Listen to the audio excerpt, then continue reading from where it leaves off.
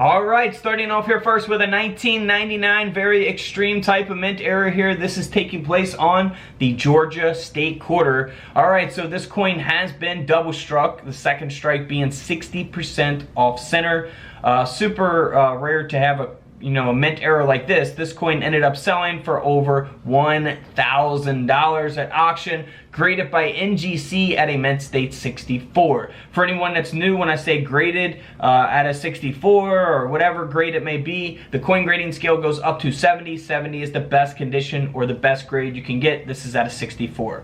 All right, moving on to a 1999 New Jersey State Quarter. This coin has a reverse capped die, graded at a mint state 67.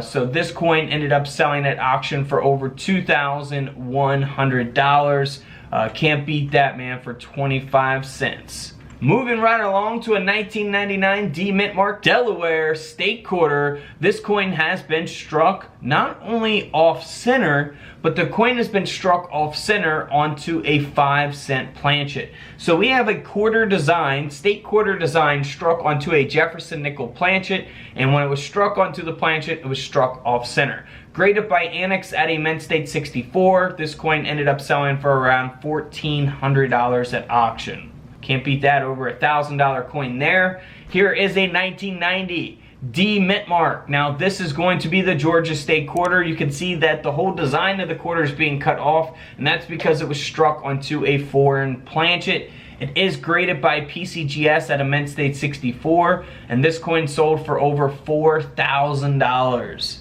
$4,000. Now here's one of my favorite coins of the video. I love double strikes like this. This is a 1999 Delaware State Quarter that has not only been double struck, but this one here has been triple struck. So the second strike is 40% off center, and this coin ended up selling at auction for over $1,300, graded by PCGS. Very nice mint error there. Here is a 2000 P Mint Mark Maryland State Quarter. Now this coin was struck onto a 10-cent planchet. So what that means is that we have a state quarter design struck onto a Roosevelt dime planchet. This coin ended up selling at auction for over $6,000. Here's actually one of my favorites of the video also. So it's a 2002 P Mint Mark Tennessee State Quarter, graded by PCGS, that has been double struck, and that strike of course is flipped over. So you'll see the obverse design here on the reverse of the coin, and then you'll also see that reverse design on the obverse of the coin as well. One of my favorite coins or state quarter errors that exist out there. This is just amazing. I love this coin here. This coin sold for around $1,500 at auction. Maybe next time it goes up for sale, I'll think about getting in on that one. That is a very nice coin. Now here's a 2004 D Mint Mark. You guys are pretty familiar with the Wisconsin State Quarters and the extra high leaf and low leaf. So here's an example of all three. So typically you would not see a leaf at all, or you will see a low leaf or a high leaf. Now you want to look for that extra low leaf and extra high leaf, because those can add value to your coin. This coin here sold for over $2,200 because it has the extra high leaf.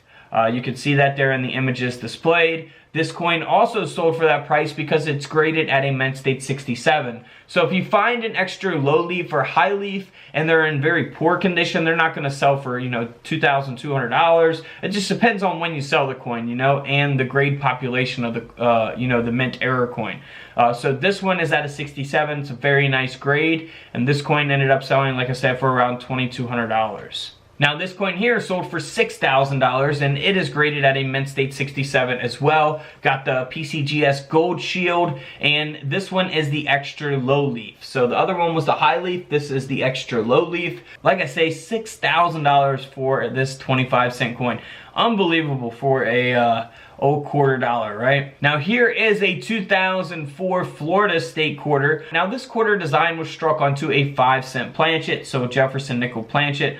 Again, the design being cut off there as a result of the mint error. This coin sold at auction for over $1,400. All right, we got the Minnesota State Quarter double die reverse. This quarter sold at auction for $600, graded at a nice grade, a mint state 67. You want to look for doubling there on the reverse of the coin, of course, on the trees. Here's some examples of that, so always be on the lookout for doubling on the Minnesota state quarter. Now here is a 2005 California state quarter where we are missing the reverse clad layer. So here on the obverse it looks very normal, but here on the reverse you see that copper coloration of the inner copper layer of the quarter. That's what you want to look for. This coin ended up selling at auction for over $1,200.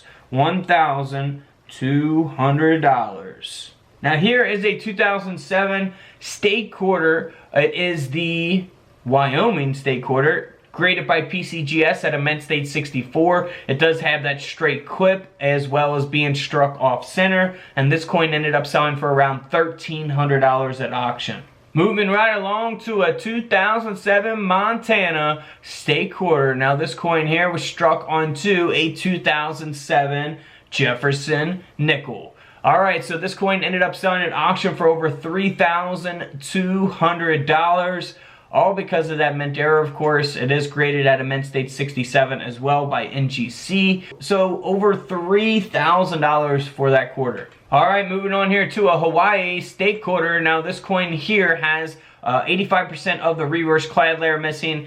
Pretty obvious error, speaks for itself. Of course, the obverse of the coin looks very normal. This 2008 quarter ended up selling for over $1,100 at auction. It is graded by PCGS at a mint state 63. Here's one of my favorites as well. So I got a few favorites, I guess you could say. So this is a 2009 District of Columbia quarter, graded by NGC at a mint state 68. It has a doubled die reverse. So this coin is graded by PCGS at a mint state 66. You want to look for doubling there on the piano keys and the lettering there of Duke Ellington, his last name Ellington. That is some awesome doubling. Super rare to have one of these, and they go for some good money even on eBay ungraded. The coins have sold for good money. Not many of them out there that I am aware of. This coin ended up selling for over $3,000 at auction. Now here's a no-dated state quarter graded by PCGS at a mint state 66. This coin has been double struck, of course, one of my favorite type of mint errors. And this coin ended up selling for over $1,100 as well. Over $1,000 quarter there. Now here's a no-dated state quarter that's been double struck, off center, been broad struck, and also has a brockage. Can you believe that? All those mint errors. That is just insane. This quarter ended up selling for around $1,500 at auction. Now let's move on here to a no-dated state quarter where it has a die cap error taking place. So as a result, we are not going to see a reverse design on this quarter.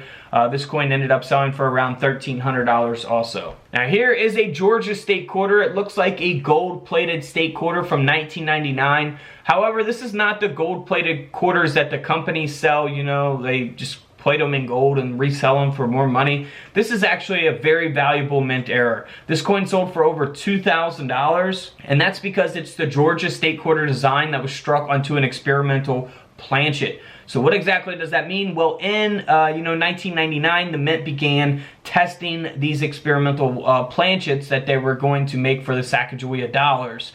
They did this at the Philly Mint with some statehood quarters, testing for different compositions and things like that. So of course this quarter design is not supposed to be struck on to this type of planchet, and that's why they consider it a mint error. And this coin ended up selling for over $2,100 at auction. Alright guys, don't forget to subscribe in the middle. Feel free to check out the videos to the left of me. And until tomorrow, I'll see you guys in the comment section below. This is Couch Collectibles, and this is where I disappear.